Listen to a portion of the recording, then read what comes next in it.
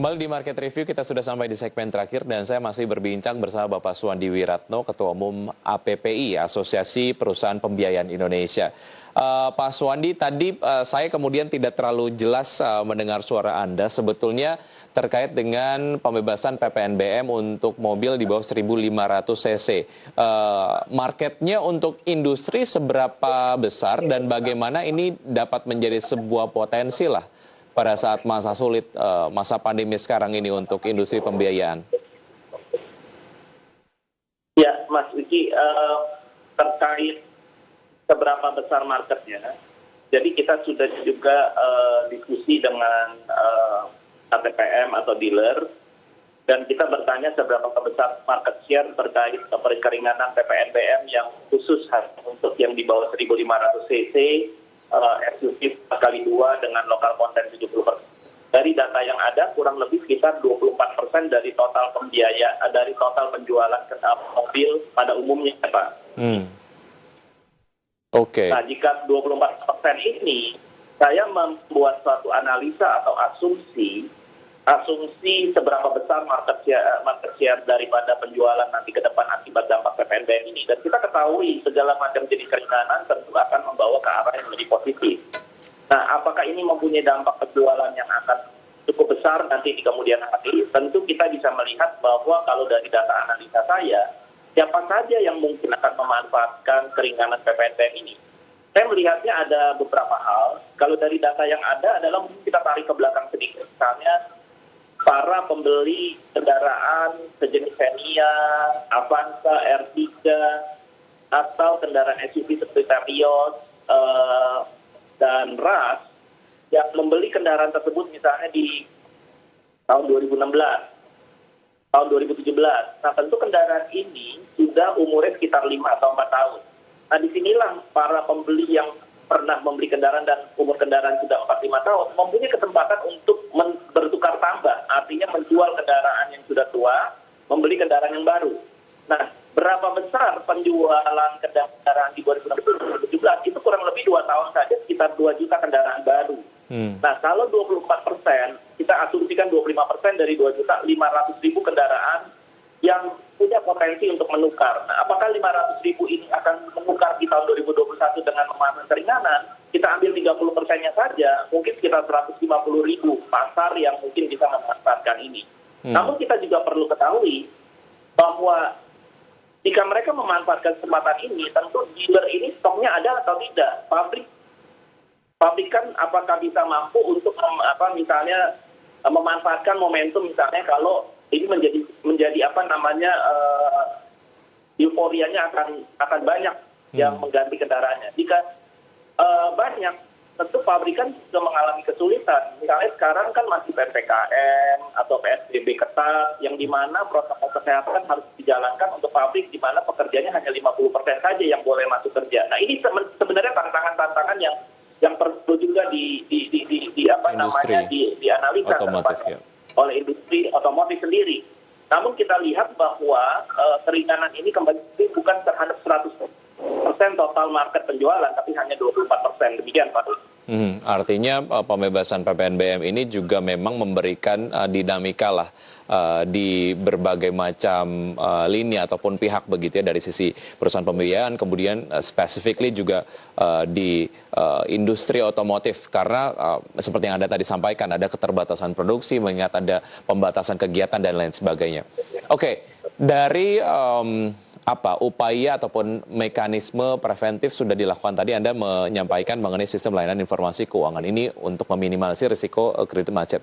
Tapi dalam hal pelayanan, Pak Suwandi, apa yang diantisipasi oleh industri menyambut kemudian animo ataupun excitement dari masyarakat dalam memiliki kendaraan mengikuti pembebasan PPNBM ini? Apa antisipasinya?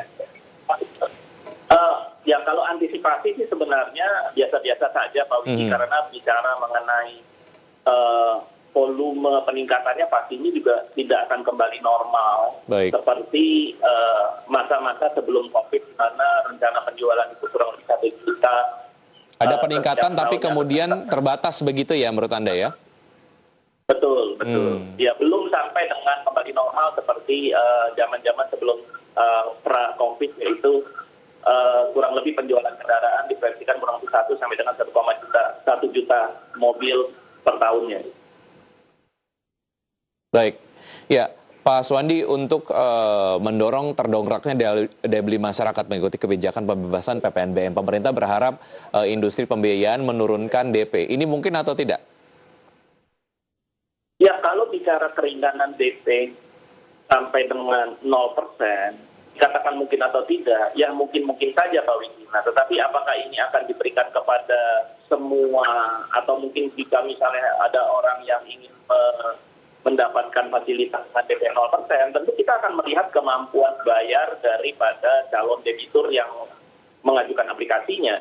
Nah, kemampuan bayar itu tentu berbagai hal kita lihat, dari kemampuan keuangan, dari karakter, dari cek tadi tersebut. Itu yang akan menjadi acuan kita, dan bahkan mungkin ada tambahan, kita ada Pepindo Giro Kredit, di asosiasi kita ada Rapindo untuk mengecek apakah nomor rangka nomor mesin yang dibiayai tidak terjadi potensi double financing. Nah, ini semua praktek pengecekan itu di depan itu pasti kita akan lakukan dengan benar dan baik. Nah, DP 0% kembali lagi bukan untuk semua program yang kita akan adakan kepada semua klien atau calon debitur. Tetapi terdahulu misalnya kita mempunyai peraturan minimum DP 20%, kalau sekarang jadi 0%, itu kan sebenarnya relaksasi DP. Jadi DP itu bisa 10%, bisa 15%, bisa 20%, 25%, tergantung dari kemampuan bayar debitur. Baik. Atau calon debitur yang mengajukan aplikasi pembiayaan, Pak. Baik, Pak Suwandi, untuk saya yang sangat awam dalam hal industri pembiayaan, seperti yang Anda tadi sampaikan, pentingnya keberadaan DP adalah ini sebagai early measurement lah ya, kepada calon debitor sebelum kemudian mereka mengajukan pembiayaan kepada perusahaan pembiayaan. Fungsi lain sebetulnya dari point of view perusahaan pembiayaan, keberadaan dari DP ini apalagi yang kemudian memang memerlukan adanya prosentase DP lah, khususnya mengikuti nanti pembebasan PPNBM. Ya, kalau terkait DP kembali lagi itu sebenarnya adalah relaksasi di mana kita diberikan kepercayaan dan kedewasaan di dalam menentukan calon debitur yang mengajukan di masing-masing perusahaan pembiayaan yang tahu ini. Nah, seperti kalau saya ambil contoh begini, satu keluarga misalnya dia punya anak gadis misalnya 3, ya tentu ketiga anak gadis ini pada saat umur 13 tahun ada aturan rumahnya, ada house rule ya, house rule di mana nggak boleh pulang lebih dari jam 8 malam misalnya. Salah satu keluarga seperti itu, keluarga lain bisa berbeda. Beranjak misalnya ke umur 17, itu diberikan relaksasi dari pulangnya mungkin tidak boleh di atas jam 10 malam. Dan tentu kedewasaan ini diberikan kepada si anaknya tersebut. Nah, jika ada terjadi sesuatu yang mungkin tidak diantisipasi oleh orang tuanya, tentu akan terjadi pengetatan lagi. Demikianlah ceritanya seperti cerita dalam satu keluarga, demikian juga di industri kami. Ini mungkin dilihat bahwa secara kami ini secara kualitas sudah baik, walaupun penurunan pembiayaan turun, kualitas NPR-nya masih baik, yaitu 4,01% secara gross, secara net-nya yaitu di bawah kurang lebih sekitar 1,5%. Nah, artinya bahwa perusahaan pembiayaan sudah mempunyai alat monitoring ini gitu loh Pak Wik. Baik, berbagai macam kelonggaran ini untuk mendongkrak daya beli dari masyarakat, menggairahkan daya beli dari masyarakat menjadi satu hal yang penting, tapi itu semua kembali lagi kepada profil resiko dari calon debitur yang akan mengajukan pembiayaan kepada perusahaan pembiayaan. Dan artinya juga terkait dengan pembebasan PPNBM mobil di bawah 1.500 cc ini juga tentunya dilihat sebagai sebuah potensi yang cukup positif oleh industri pembiayaan. Pak Suwandi, terima kasih sudah bergabung bersama kami di Market Review. Sukses selalu untuk Anda. Sampai jumpa. Sama-sama, terima kasih Pak Wik. Ya, pemirsa, sudah 1 jam kami menemani Anda dalam program Market Review. Semoga pembahasan tersebut dapat menjadi referensi dan sumber informasi untuk Anda. Tetap perbarui informasi Anda hanya di IDX Channel, your trustworthy economic business and capital market channel. Saya Wiki Adrian. Sampai jumpa.